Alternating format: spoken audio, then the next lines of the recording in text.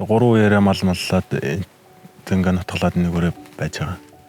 Сарлага одоо 2 л дийлэнх нь мал чинь да.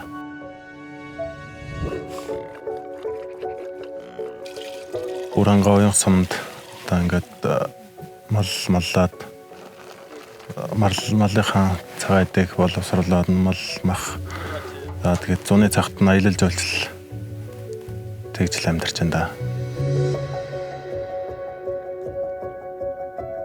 За бороо хор багаснаас олж бэлчээр ихт явахгүй байна. Олигтой сайн харахгүй байна.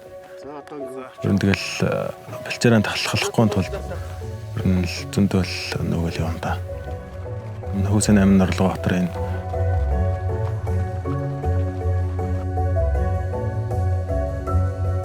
за ер нь тэгэл нүүдэлж явах угаал цааш нь авчлтгийн төлөө тэгэл амьдарч байна да. Тэгээд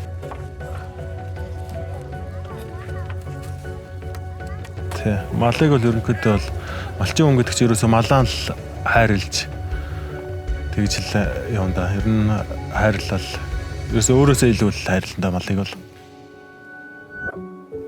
Тэгээд одоо нуура ер нь байгалыг сайн шүтэж амьдрна.